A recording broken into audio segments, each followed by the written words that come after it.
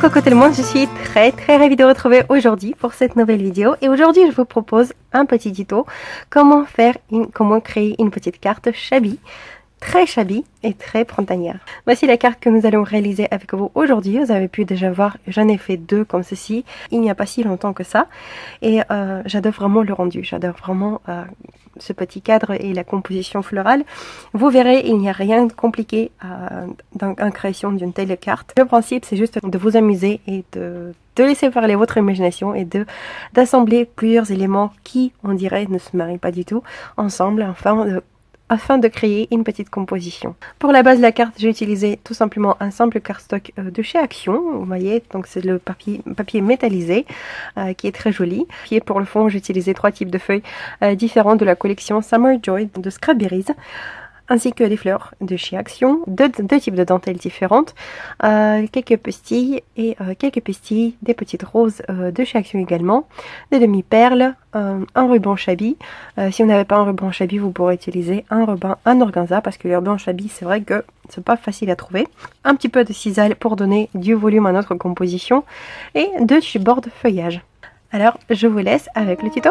Pour commencer la création de ma carte, je vais d'abord choisir les papiers que je souhaite voir sur la carte. Pour ça, je pioche un petit peu dans mon blog 1515 de Scrapberries Summer Joy. Maintenant que le choix est fait, je commence l'assemblage. Donc, je prends mon cardstock au préalablement choisi, donc cette couleur rose saumon. Je le plie en deux, tout simplement. Je fais tout simplement mes repères au crayon pour voir la taille qu'il me faut découper.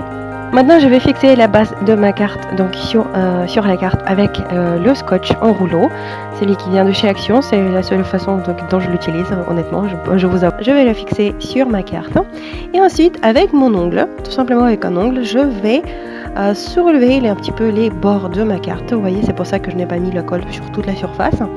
Comme ça, je vais rendre le fond de ma carte aussi un petit peu shabby, ça va donner un petit peu de relief. Vous voyez, c'est très simple, il n'y a pas besoin de technique spéciale, on attrape juste avec l'ongle et on surlève un petit peu.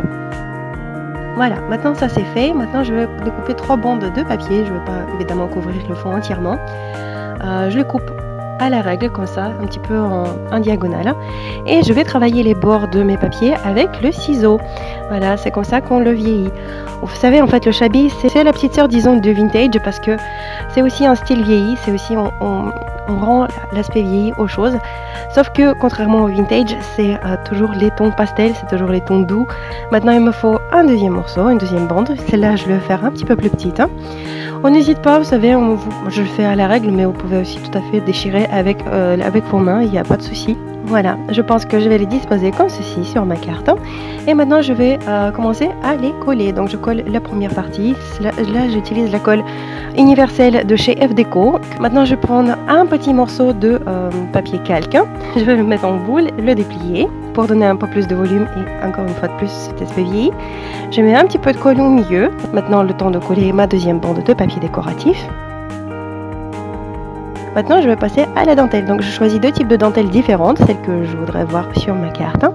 Je les essaye sur la carte et je découpe la taille qu'il me faut. On passe juste un petit coup de briquet si c'est une dentelle synthétique, afin qu'elle ne se peluche pas.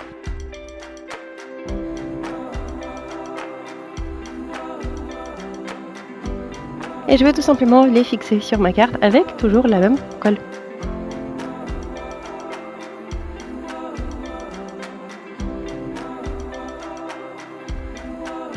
Voici, voilà, mes dentelles sont fixées. Maintenant, le tour de la cisaille. J'en prends un tout petit peu, il ne faut pas beaucoup. Donc, je rappelle que cette cisaille-là, je l'ai trouvée chez Action dans le rayon de Pâques. Je vais la fixer avec pistolet à colle chaude qui vient de chez Action aussi. Et maintenant, je prends une autre chute de papier qui me restait de cette collection-là aussi. Et je découpe un petit rectangle et encore un petit peu coup de ciseau par-dessus. Donc, je vais essayer sur la carte là où je veux le voir. Ce sera un petit peu le fond, disons, de ma composition florale. Pour le surélever un petit peu sur la carte et pour rendre encore un peu plus de volume, je vais le fixer sur une chute de carton de couverture. Ce sont des chutes qui me restaient lorsque je découpais les couvertures. Voilà, c'est une bonne façon de les utiliser.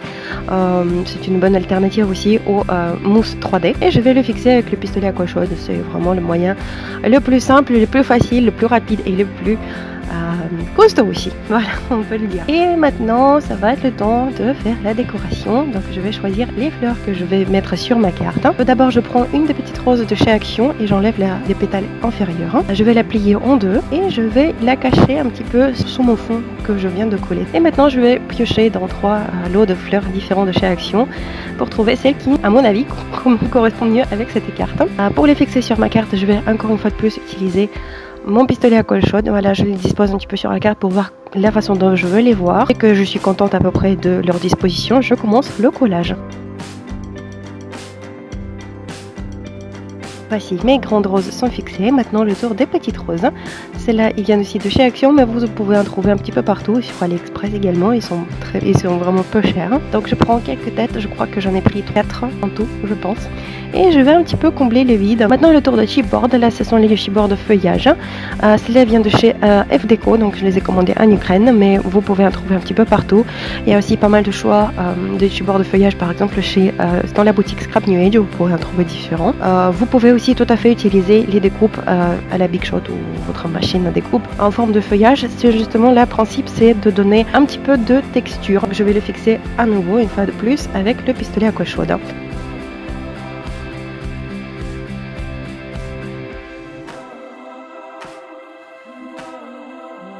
Maintenant, je vais fixer mes petites roses, donc ils me permettront de cacher les joints là où j'ai fixé en fait mes chipboards.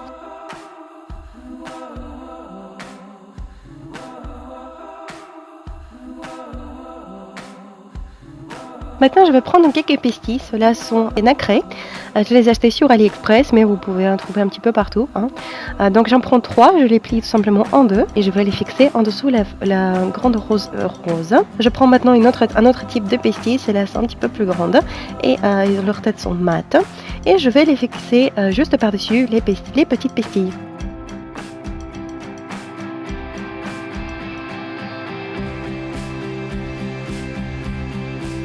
Maintenant, c'est le tour de placer mon petit cadre. Donc, ceci vient de chez Action. J'espère que vous avez toutes pu les retrouver. Je le place à peu près au milieu de ma feuille de fond. Et je vais prendre une autre petite rose. Je vais enlever juste la couche inférieure des pétales pour la faire un petit peu plus petite. Voilà, pour qu'elle ne soit pas trop grande par rapport à mon cadre. Et je vais la fixer à l'intérieur. Vous pourrez évidemment rajouter aussi quelques petites microbilles ou par exemple des séquins pour donner encore un peu plus de texture. Je donne un petit coup de ciseau à ma cisale pour découper les excès, les parties qui dépassent un peu de trop. Et je vais placer mes petites demi-perles. Je regarde ceux qui me plaisent. Là, je prends quelques roses. Donc, je les colle toujours avec la colle de chez F-Deco. Et pour ma foi, je l'aime vraiment. Elle fixe vraiment très bien et prend assez rapidement. Et les excès, on peut toujours les effacer juste avec le doigt. Et c'est juste magique. Je place mes petites demi-perles par-ci par-là sur ma carte. Là où ça me plaît, là, il n'y a vraiment pas de règle. Vous voyez, là où on peut combler un petit peu les vides. Et je vais prendre donc mon ruban Shabby. Donc, c'est un ruban à viscose qui a été séché, mouillé, froissé. C'est pour ça qu'il a cet aspect, mais vous pourrez utiliser n'importe quel autre ruban à partir du moment où il est léger. Donc un ruban en satin par exemple, ça ne conviendra pas. Maintenant, pour réunir tous les éléments de ma composition, je vais mettre quelques gouttes de encre en spray blanche.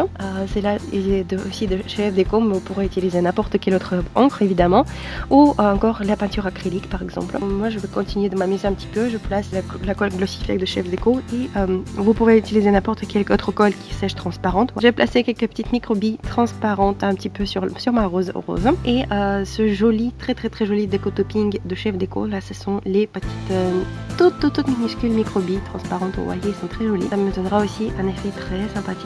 Je vais enlever les excès, bien évidemment. Et voici ma carte maintenant pratiquement finie. Moi j'aime beaucoup les résultats, à vous de me dire comment vous la trouvez vous. Je sais que le Shabby c'est pas au goût de tout le monde, mais moi je le trouve magnifique. Voilà, moi c'est ce que j'aime. Maintenant la dernière petite touche finale, je vais faire un petit tampon fait maison, donc Made with Love. C'est le tampon en bois que j'ai pris sur la fourmi créative, je crois, si je me trompe pas. Je vais l'ancrer avec le Dauber de chez Anger. Alors c'est une alternative très sympathique que je trouvais à la Versamark. C'est aussi une encre pour l'embossage à chaud, sauf qu'elle vient sous la forme d'un flacon, comme vous pouvez constater, et le flacon, il y a une bonne quantité là-dedans. C'est beaucoup plus économique et ça revient moins cher que la Versamark, donc je vous mettrai le lien dans la barre d'infos. je vais le couvrir avec la poudre embossée argentée de chez Nouveau. Et la magie commence. Et ma carte maintenant complètement terminée. J'espère vraiment qu'elle vous a plu, que vous arriverez à suivre mon tuto et vous créerez vos propres cartes Shabby. N'hésitez pas à les partager sur ma page Facebook ou sur vos réseaux sociaux en me taguant dessus. Je serai vraiment très heureuse de les voir. Et sur ce, je vous remercie d'avoir regardé cette vidéo. Je vous fais d'énormes bisous et je vous dis paka paka. À la prochaine.